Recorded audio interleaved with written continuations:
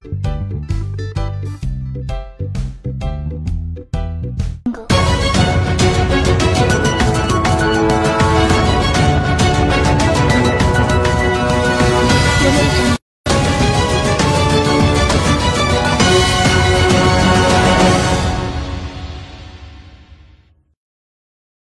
Togo.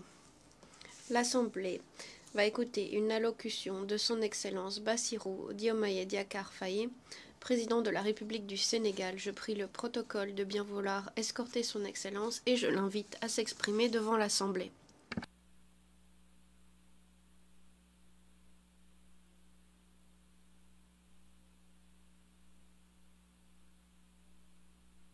Président de l'Assemblée générale, Mesdames, Messieurs les chefs d'État et de gouvernement, Monsieur le secrétaire général, Madame la secrétaire générale adjointe, Mesdames, Messieurs, distingués invités.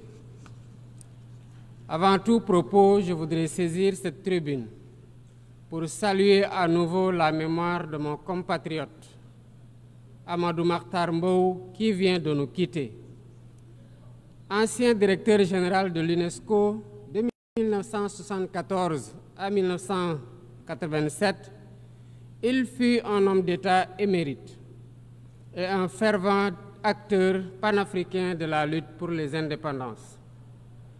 Je félicite M. Philomène Yang pour son élection à la présidence de cette Assemblée générale des Nations unies, ainsi que son prédécesseur, pour sa contribution à la mise en œuvre de notre agenda commun. À travers vous, je formule mes vœux de succès dans la conduite de nos travaux. Je salue également l'engagement constant du secrétaire général Antonio Guterres, dont les efforts pour promouvoir la paix, la dignité humaine et le multilatéralisme sont plus que jamais nécessaires. Le Sénégal renouvelle son plein soutien à sa mission en ces temps de turbulence mondiale. En prenant la parole aujourd'hui, je suis habité d'une conviction profonde: l'unité dans la diversité est la clé pour garantir le développement durable et la dignité humaine pour tous, partout dans le monde. Ce thème de la présente session, qui guide nos discussions, nous invite à repenser nos responsabilités collectives et à nous assurer que les principes fondamentaux des Nations unies, définis il y a près de 8 décennies, continuent de porter la promesse d'un monde plus juste et plus équitable. Mesdames, Messieurs, nous vivons dans un monde troublé, où les principes de la Charte des Nations unies, qui prônent l'égalité, la justice et le respect des droits humains, sont chaque jour mis en mal. Les conflits s'étendent, les inégalités se creusent et les crises climatiques aggravent la vulnérabilité de millions de personnes à travers le monde. De surcroît, nous assistons à une remise en cause inquiétante du multilatéralisme, à un moment où l'humanité en a le plus besoin. Le monde doit se regarder en face, sans complaisance.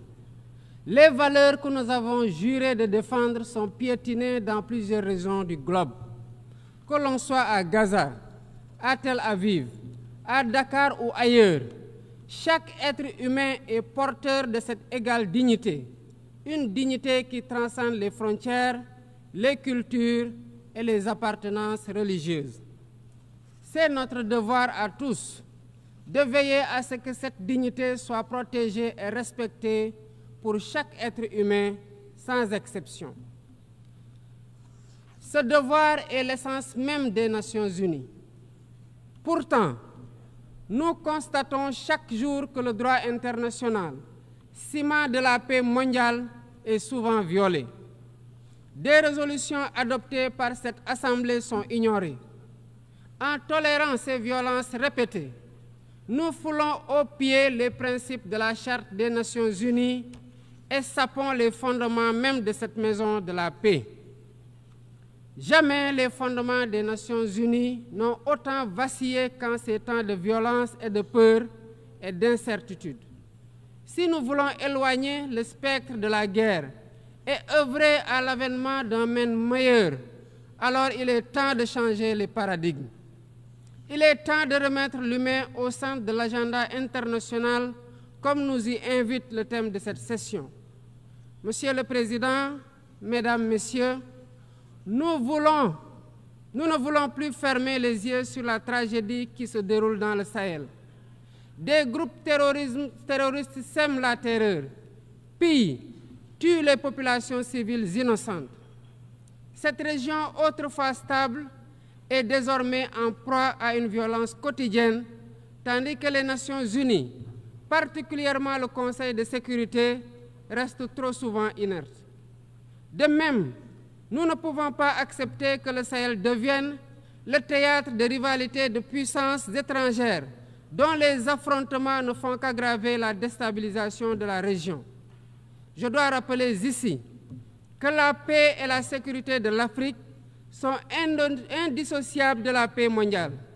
Il est impératif que le Conseil de sécurité remplisse pleinement son rôle de garant de la stabilité internationale. J'exprime à nouveau la préoccupation du Sénégal face à la situation tragique qui perdure en Palestine.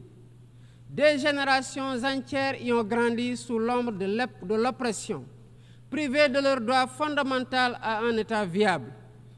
Le Sénégal, en tant que président du Comité pour l'exercice des droits inaliénables du peuple palestinien, appelle à un cessez-le-feu immédiat et durable.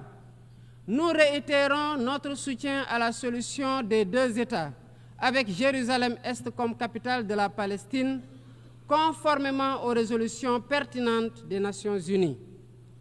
Cette guerre qui n'épargne ni femmes, ni enfants, ni infrastructures vitales est une plaie ouverte sur la conscience internationale. Il est impératif que le droit international humanitaire soit rétabli dans toutes les zones de conflit et que les Nations Unies jouent pleinement leur rôle de médiateur et de garant de la paix. Mesdames et Messieurs, la paix n'est pas seulement l'absence de guerre. La paix, c'est aussi la possibilité pour chaque être humain de vivre dans la dignité, de se nourrir, de se loger, de s'éduquer et de recevoir des soins. Or, aujourd'hui, plus de 750 millions de personnes ne mangent pas à leur faim et des millions basculent chaque jour dans l'extrême pauvreté. Ces chiffres éloignent de plus en plus le monde des objectifs de développement durable fixés pour 2030.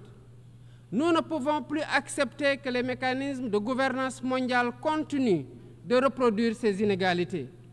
Il est alors temps de rompre avec la logique du chacun pour soi et de bâtir un nouveau contrat social global fondé sur la solidarité et la coopération. Ce contrat doit inclure des réformes majeures pour s'attaquer aux défis politiques, économiques, environnementaux de notre époque. Premièrement, il est impératif de sauvegarder et de renforcer le multilatéralisme comme cadre unique d'action pour la paix et la sécurité internationale. Cela passe par une réforme urgente des institutions mondiales, notamment le Conseil de sécurité, le FMI, la Banque mondiale, afin qu'elles soient plus inclusives et qu'elles reflètent les réalités géopolitiques et économiques actuelles. Le continent africain, en particulier, doit avoir une place plus importante dans ces instances de décision. Deuxièmement, il est temps de corriger les injustices économiques qui freinent le développement de nombreux pays du Sud. Le commerce illégal, l'évasion fiscale, les flux financiers illicites et les congés fiscaux abusifs ruinent les pays en développement, notamment en Afrique. Ces injustices doivent être corrigées pour permettre à tous les pays de participer pleinement au commerce mondial et de bénéficier de la croissance économique. Troisièmement, il est essentiel de garantir avec détermination et d'agir avec détermination contre le réchauffement climatique en respectant le principe de responsabilité commune mais différenciée. Les pays industrialisés responsables historiques des émissions massives de gaz à effet de serre doivent intensifier leurs efforts pour financer une transition énergétique juste et équitable qui ne pénalise pas les pays en développement. Nous devons impérativement protéger notre planète sans sacrifier les droits des nations les plus vulnérables à poursuivre leur développement. Quatrièmement, il est nécessaire de rompre avec toute tentative d'imposer des normes civilisationnelles unilatérales. Depuis son indépendance, le Sénégal a toujours défendu l'égale dignité des cultures et des civilisations. Et cette diversité doit continuer à être la base de la coexistence pacifique entre les peuples. Aucune nation ne devrait imposer aux autres ses pratiques ou ses valeurs comme normes universelles. Le respect des différences est le fondement de la stabilité et de la paix dans le monde. Mesdames et messieurs, le Sénégal est fermement engagé dans cette voie. Nous avons choisi de bâtir un État résolument tourné vers le développement durable avec des initiatives ambitieuses dans des domaines tels que les énergies propres, la souveraineté alimentaire et la gouvernance transparente. Mais nous savons que pour réussir, nous avons besoin de l'action collective et de la solidarité internationale. Aucun pays, aussi puissant soit-il, ne peut relever seuls les défis qui menacent l'humanité. Il nous faut donc agir ensemble, unis dans la diversité, pour construire un avenir où la dignité humaine est respectée, où la justice prévaut et où la prospérité est partagée. C'est par la coopération et le respect mutuel que nous surmonterons les crises qui secouent notre monde. Je vous remercie de votre aimable attention.